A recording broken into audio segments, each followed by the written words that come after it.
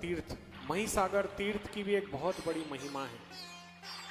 जीवन में हमें तीर्थ यात्रा अवश्य करनी चाहिए, क्योंकि तीर्थ यात्रा करने से हमारे दुखों का नाश होता है, हमारे पापों की निवृत्ति होती है और हमें अपने बाबा श्याम की कृपा प्राप्त होती है। जब जब फागुन आता है, फागुन की मस्ती अपने आप में अलग होती है। कितने लोग खाटू जाते हैं फागुन के मेले में? एक बार हाथ उठाना। आप सब लोग जाते हैं। अब वहां जाने के बाद जैसे ही हम खाटू में पैर रखते हैं, मन कितना आनंदित होता है, जैसे इतना सुकून मिलता है, जैसे पता नहीं कितने सालों के बाद आए हैं बाबा के पास।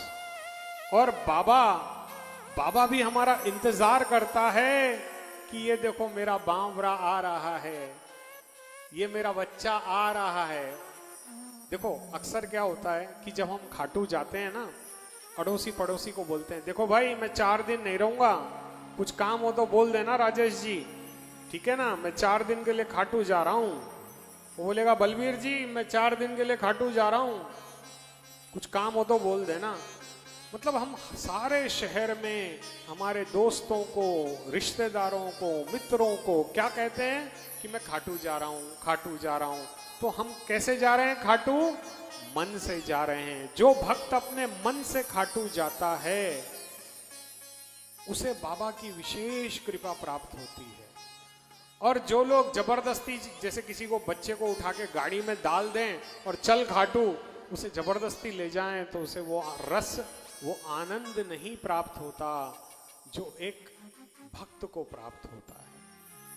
भक्ति हमें मन से करनी है बाबा की, और जब हम बाबा की भक्ति मन से करते हैं तो हमें सब वो सुख प्राप्त होंगे जो इस जीवन में हम अभिलाषा करते हैं। वो कहते हैं जी 5 मामाओं का भांजा भूखा मरता है।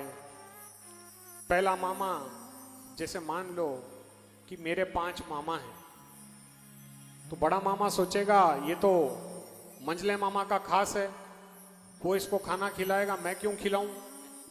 छोटा मामा बोलेगा कि ये तो उसका खास है।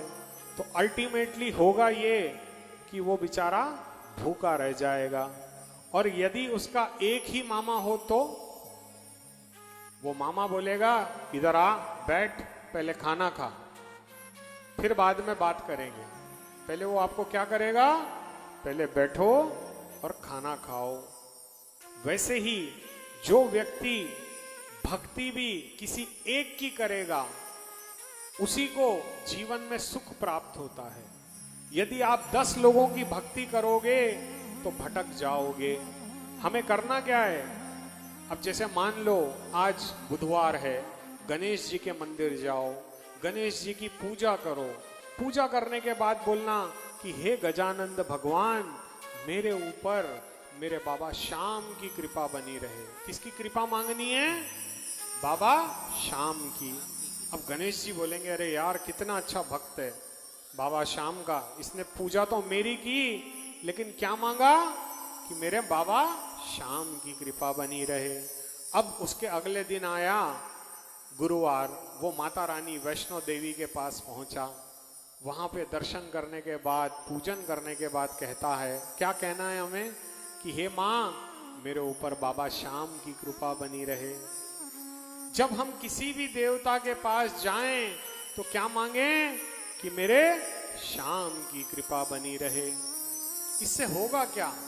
ये सारे भगवानों का एप्लीकेशन निकलेगा और श्याम बाबा के पास जाएगा कि भैया श्याम, तेरा एक भक्त आया था, उसने मेरी पूजा की और क्या मांगा कि तेरी कृपा बनी रहे। भाई ऐसे अच्छे भक्त पे अपनी कृपा रखना। तो बोल श्याम प्यारे की जय हो, बोल लखदातार की जय हो। देखो भक्ति सभी की करनी है। जैसे एक घर में हमारे पापा भी पूजनीय हैं, हमारी मम्मी भी पूजनीय हैं, बड़े भैया भी पूजनीय हैं और बड़ी भाभी भी पूजनीय हैं। परंतु जो भी दुख और तकलीफ है वो हम किसी एक को सुनाते हैं, किसी एक को। सबको सुनाते हैं क्या? जैसे मान लो मेरी माताओं को, बहनों को अगर नेकलेस चाहिए तो किससे किससे मांगोगे? किससे मांगोगे? अपने पति से मांगोगे। क्यों? क्योंकि वो पति ही परमेश्वर है। वो महिला ये जानती है कि मेरा सर्वस्व मेरा पति है। वैसे ही हमें भी अपने भगवान को एक को मानना होगा। देखो, सब पूजनीय हैं, मैं ये नहीं कहता कि ये भगवान कम है या ये भगवान ज्यादा है, लेकिन मन किसी एक को देना होगा। हम 10 को मन नहीं दे सकते, हमें एक को पकड़ना होगा। तो हमें पकड़ना किसे है? श्याम प्यारे को। और क्या कहना है? मेरा श्याम तू है, मेरा श्याम तू है, नहीं मैं अकेला, मेरे साथ तू है। जो ये अरदास हर पल अपने मन से करते रहेगा, उसके ऊपर मेरे बाबा की विशेष कृपा रहती है। और आगे की कथा में अब अर्जुन को नारद जी बताते हैं कि तीर्थ यात्रा करने से हमारे सारे जन्मों के पाप नष्ट होते हैं। जैसे प्रयाग जी है, जैसे हमारे पास त्र्यंबकेश्वर है, जहां जहां अमृत की बूंदें गिरी थी वहां पर कुंभ का मेला आयोजित होता है।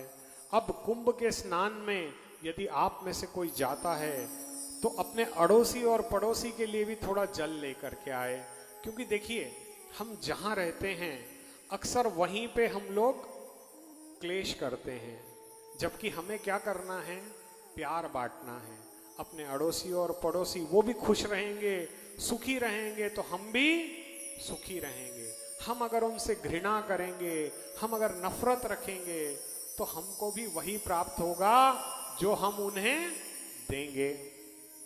बाबा श्याम कहते हैं कि जो भक्त बिना किसी स्वार्थ के दान करे, मैं उस पर कृपा करता हूं, उस पर कृपा करता हूं। तो मेरे श्याम की कृपा यदि हम चाहते हैं तो हमें हर पल हर क्षण ये भूलना नहीं है कि इस मृत्यु लोक को हमें छोड़ करके जाना है। और जब हम इस दुनिया से जाएंगे तो लोग हमारे लिए ये ना बोलें कि अच्छा हुआ एक पापी गया। अक्सर ऐसा होता है। देखिए, हम हर किसी को खुश नहीं कर सकते, संभव ही नहीं है। 5 उंगलियां बराबर नहीं है तो हम किसी का स्वभाव कैसे बदलेंगे? लेकिन हम अपने आप को बदल सकते हैं।